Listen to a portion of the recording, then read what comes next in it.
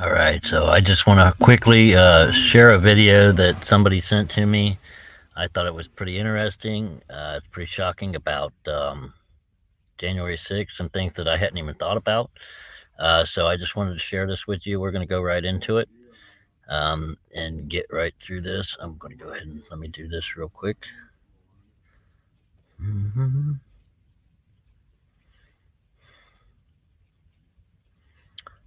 So there we go. All right. Hello, Sino. I'm just going to share this with you guys. It's only going to take about a half hour, and then I got to get moving. I'm going to go visit Brandon Fellows. So we'll just get right into this, guys. It's really interesting. Hi, Dixon, Marilyn, Tammy, Sino, Valerie Lund. Um, so here we go.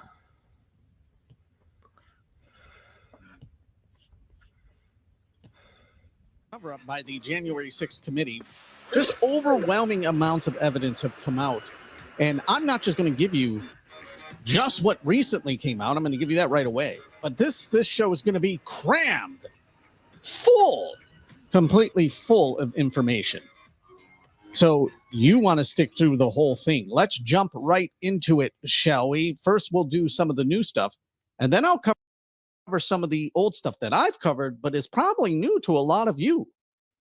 Not new to me, but new to a lot of you because not everyone sees the information that I've covered in the past. So I'm going to cram a whole bunch of stuff in there. You're going to be overwhelmed. It's going to be one of the best shows you've ever sat through. You're lucky that you actually decided to watch this video. Let's jump right to it. Some of the new evidence that has just come out not too long ago. Shocking new evidence of the cover up by the January 6th committee. This was from Steve Bannon, his war room, and Julie Kelly is on there. Well, take a listen. Julie, get our audience up to speed. What is, there's been some, Alex Jones put some things out last week. There's explosive revelations coming. There's this report. You actually said it's something you hadn't seen. Get us up to speed of what's going on. And one of the questions I got is this kind of like when Julie Kelly tells me something out there she hasn't seen, is this like the analogy to the 44,000 hours of footage that, they got and that Tucker got a release to? Is this something they've been holding back? Explain to our audience exactly what's going on. They have been. And apparently after Joe McBride posted this, and this was a 96-page report that was published by DC Metropolitan Police Department that detailed the protests that were planned the 4th, 5th, and 6th.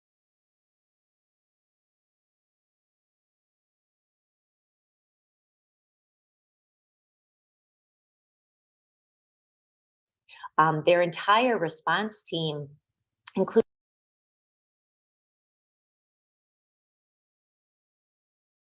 intelligence and undercover units, how they should be dressed, what they should be looking for. This report I have never seen. And apparently after I posted it, when Joe sent it to me, some defendants came back to me and said that this has been designated highly sensitive government information, just like all of the surveillance video.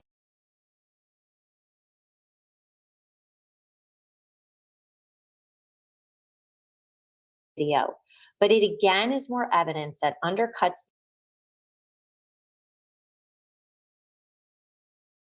the idea that law enforcement was completely unprepared. They had no idea what was going to happen that day.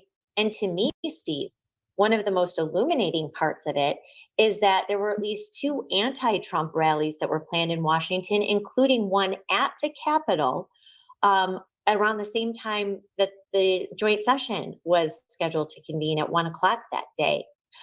So we haven't seen any response from DC Metro Police or.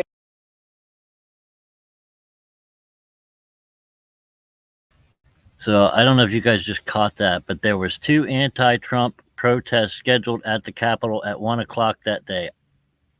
Isn't that interesting?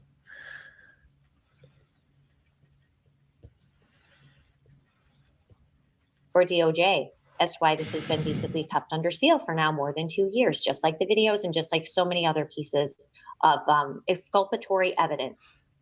Yeah, 2 years of exculpatory evidence, a giant report that undermines the whole premise that the January 6th committee was putting forth. A massive report by the DC police themselves, besides the fact that when she says they were anti-Trump protests scheduled. Also, remember, we know that there were BLM activists in the crowd wearing Trump supporter hats, pretending to be Trump supporters, besides the FBI agents and FBI informants, or they might not even be FBI, Homeland Security, other government agencies. Most likely Homeland Security was involved, I would assume. And they were paying people to cause trouble and frame the Trump supporters. This is no longer a theory. I'm going to overwhelm you with evidence. Before I do, a little bit more on this, because Kash Patel weighs in. It's important to hear from Kash Patel because he was the head civilian in the Trump White House over the Department of Defense. So take a listen to this.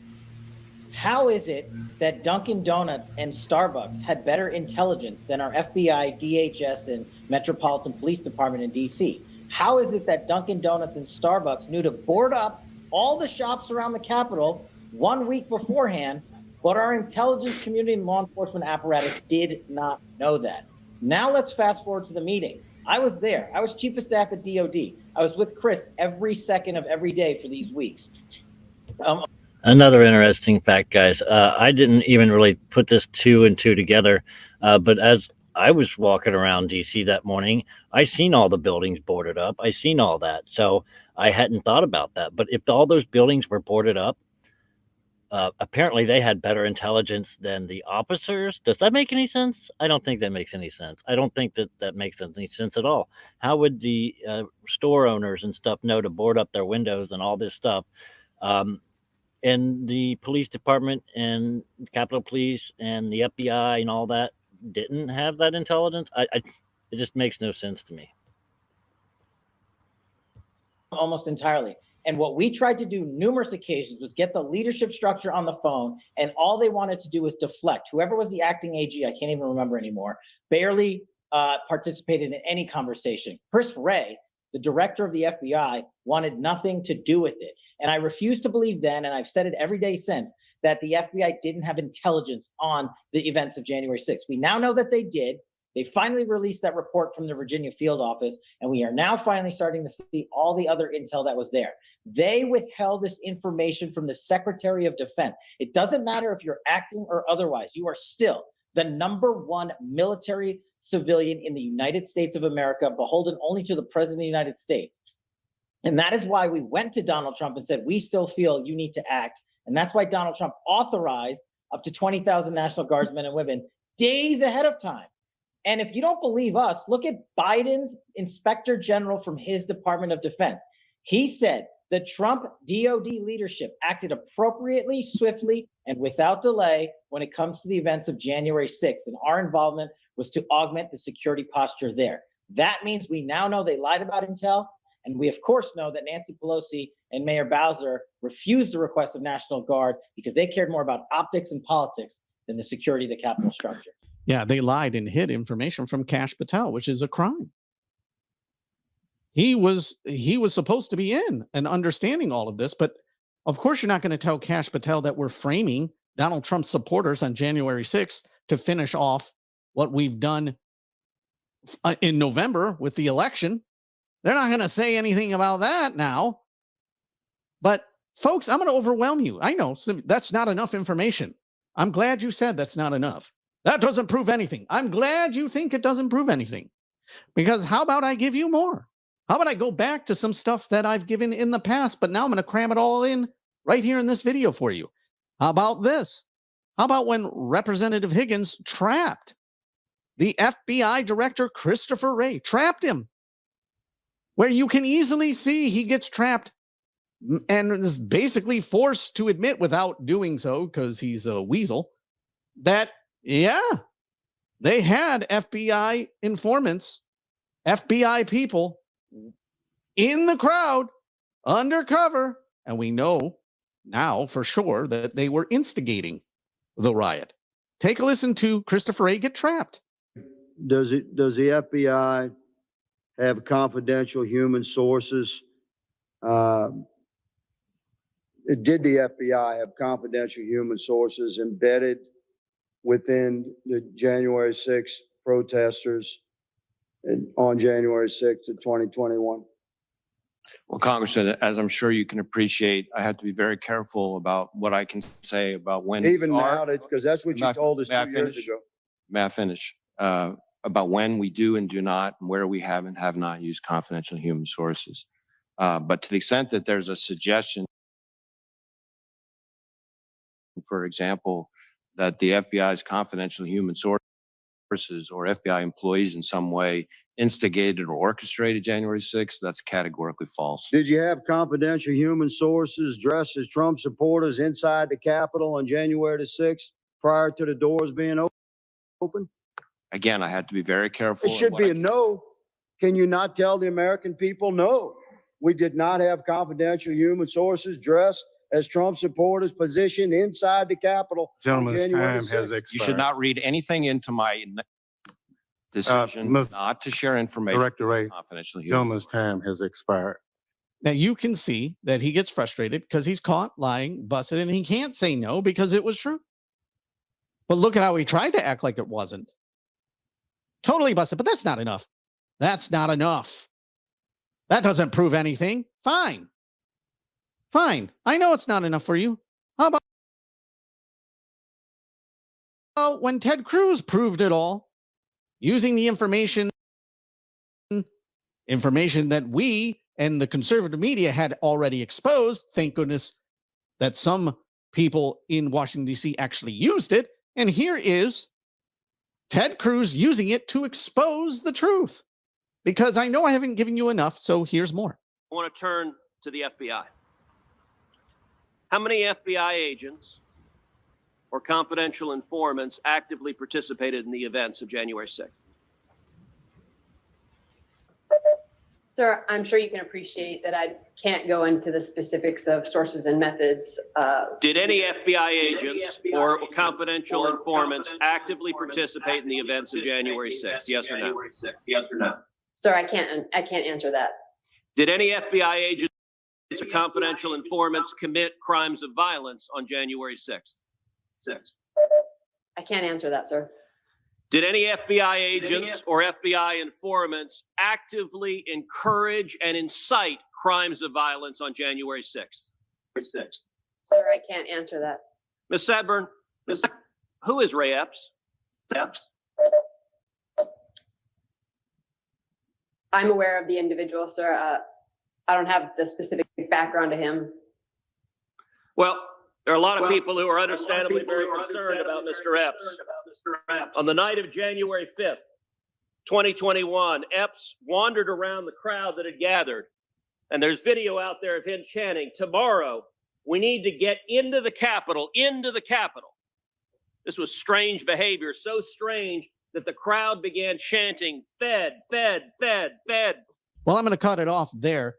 As you can see, he's talking about Ray Epps. And if that's not enough for you, well, I have the clips of Ray Epps. Yeah, and I started to play Ray Epps. Here is Ray Epps, in case you are unfamiliar with him, doing what Ted Cruz is talking about. But I want you to see it with your own eyes. What Ray Epps did, clearly he was working for the government or some government agency. He was never charged. The Democrats love to defend Ray Epps. Why? He's got a MAGA hat on. He's a giant MAGA supporter. Don't they want him in jail? How come Democrats don't want Ray Epps in jail if he's not one of them? Because he's one of them. That's why. Here it is, Ray Epps trying to frame Trump supporters is really Ray Epps what he's isn't trying the to only do. one. Tomorrow, we need to go into the Capitol. Into the Capitol.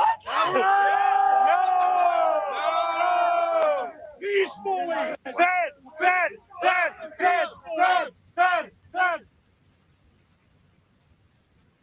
Tomorrow? I don't don't even like to say it because I'll be arrested. Well, You'll be arrested. We need to go. I'll say it. All right. We need to go in. Shut the fuck up. To the Capitol. Well, why wasn't he ever arrested? Stop speaking. We are going to the Capitol where our problems are. It's that direction. Please spread the word. He's not the only one. Just wait. All right. No, okay, but one more thing. Yeah, so can we go up there? No? When we go in, Are we going to get arrested if we go up there? yeah, you don't need to get Did you shot. arrest us all?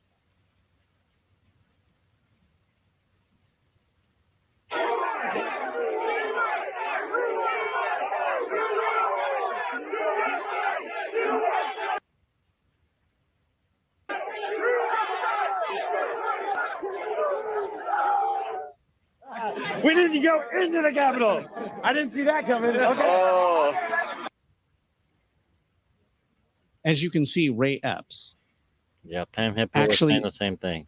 instigated and whispered in a guy's ear. And now there's reports that there was a bunch of people in that initial breach that may have been working for the FBI or may have been FBI agents. We'll get to that maybe in a little bit, but this is not enough for you.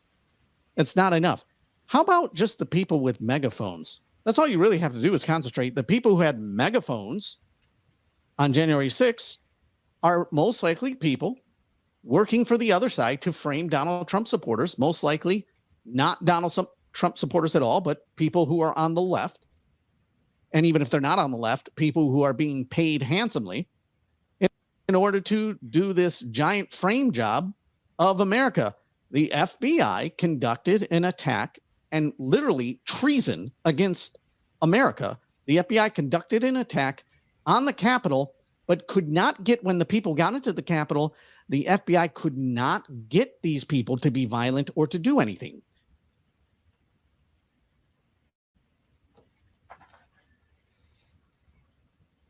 Sorry about the internet. Because I believe the violence and the smashing of windows and things like that, most, if not all, but probably not all, but most of the smashing of windows and anything that was of violence was FBI agents or informants or people working or BLM members and weren't even Trump supporters.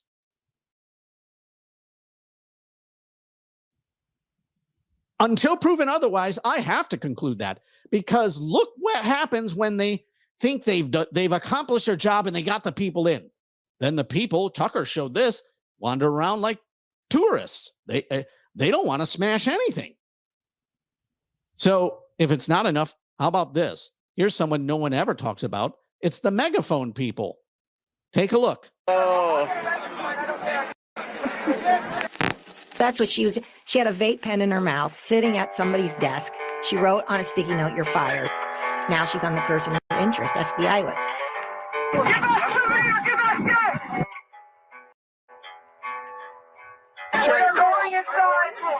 Yo, man, if a woman tells you to charge the line, you never charge the line. No, dude, she's up there saying we need to go. It's like, what are you talking about? Don't listen to her. I'm like, dude, you go first. Yeah, dude, women have been wrapping men up and for all since the beginning, dude. Bro. Dude, this lady's like an agent for provocateur.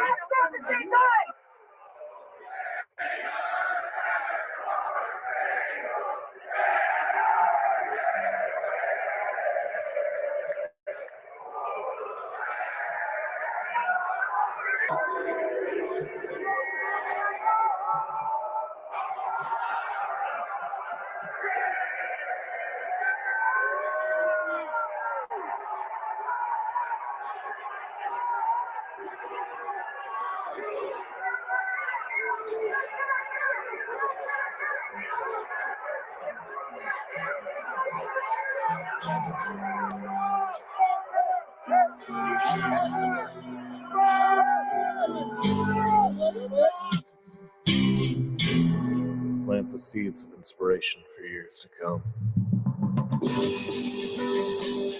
Look there, she's just sitting there recording other people. Crazy, huh? It is now my honor. Just so happens they took her phone She's never been arrested. Or she turned her phone over to the FBI. Luckily, they let her go home. They let her go home? They told, no more social media, and just that what you're going to say is just that her lawyers are negotiating with the police, and it's been taken care of. So Yeah. Wow. That sounds so hard. oh my God. I'll get arrested tomorrow. Yeah. They all talk was about Megan getting Paradise arrested. working with the FBI, But never and get she had a arrested. megaphone. She was one of the biggest instigators, and they didn't do anything to her. I think it's safe to say, yeah, she was working as a government informant. What about the other megaphone guy? What about the guy on the scaffolding, known as the scaffolding commander?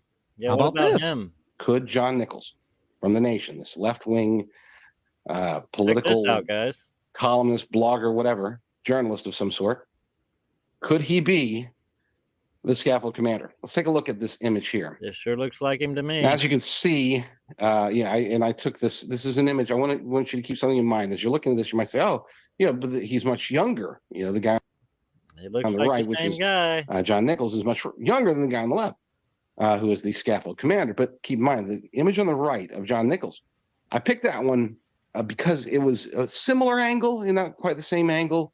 The glasses were the same. Apparently I was going through videos, he has multiple different types of glasses. Guys, I guess that's a thing. You have different glasses that I guess accessorize with your outfit. I don't know. Multiple different kinds of glasses, but this one had the same glasses, had the same basic angle. It's not quite the same exact angle. You can see that in the nose, but you see the teeth. You see the crooked teeth and the screen that's on the left, but obviously it's on his right, the right side of his bottom jaw. The crooked teeth are in the same spot between the scaffold commander and John Nichols. Absolutely. And I want you to keep in mind that picture is a decade old. Wait till you see who this guy is. So you might say, wow, but the guy, scaffold commander, looks much older. Okay, yeah, but this was a decade ago. The picture of John Nichols that you see there on the right. Wait till you see who he is. Just look at the lines on the face. Okay, look at again the teeth. Look at the eyes. Try to age John Nichols' eyes by a decade and see if you believe that this is the same person. Now I'm going to go to audio here. I'm going to play some scenes it's a movie. Play some clips from January 6th with the scaffold commander telling people to move forward and push forward and all that other stuff. And then from a Bernie Sanders rally in Wisconsin. Sanders rally in Wisconsin. He's getting the crowd juiced up. And again, like I said, when I was watching this rally, I realized, okay, yeah, if I wanted to get somebody up on a scaffold to try to get them to move forward, and somebody that would be loyal to the cause of trying to fake an insurrection and yada, yada, yada, this might be the guy that I get. I mean, he's that good. He gets people juiced up. Okay, so I'll go back and forth. I'll just play them back and forth. So listen carefully and see, is it the same basic voice? Okay, that's your call. So here, let me pull it up. Stand by. Don't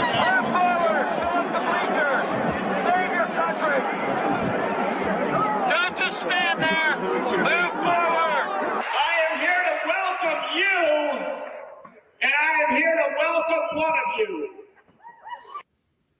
Because Bernie Sanders is not separate from the people in this room. Yep, a giant Bernie guy. It's a mirror image. Was setting up the Trump supporters. Yep, that's what that is, and it's concrete, rock solid evidence. There's no doubt in my mind. And let me quickly squeeze this in because now that brings us up to this. Now, Alex, here's the most important part. I have been kind of quiet about it in the public because I was hoping it would flesh out in the Proud Boys trial. Sorry about the internet. In the courtroom, there are whistleblowers internally. That Tucker had indicated there was facial recognition of the individuals at that frontline breach, that first breach where the barricades were, where the guy, Ryan Samsell with the red hat was, and Ray Epps was whispering in his ear. They have internal whistleblowers who are, they're prohibited from volunteering this information, but if called to testify, would certainly do that. They found that the Majority of the people at that first breach were feds. In fact, it was a difficult time finding people to prosecute. The majority of them, I will state. Now, that will have to be stated by those whistleblowers if called to testify. But in most cases, the judges, and this has been the pushback, the attorneys say that the judge will shut it down because they're on a fishing expedition. This evidence exists. Tucker Carlson admitted to that last week. There is plenty of evidence of all of these federal agents, quite a few of them. Why can't we see it? Because it might reveal that they were the ones that were, in fact, breaking the law and provocateuring and causing people to do things they normally wouldn't do. That's right. They were. And I bet you they were the ones that were breaking the windows. They were the ones doing the criminal activity. That's right. And they were shocked that they couldn't get, other than themselves, Trump supporters to do any criminal activity. They were shocked. That's what I think. I think so too. And now it's all come out. Is that enough evidence for you? Some of you are like, that's still not enough. Give me a break. If you're saying that, nothing would be enough. Nothing in the world. We've proven it beyond any doubt. Jesus is the way, the truth, and the life. No man comes to the Father except through him.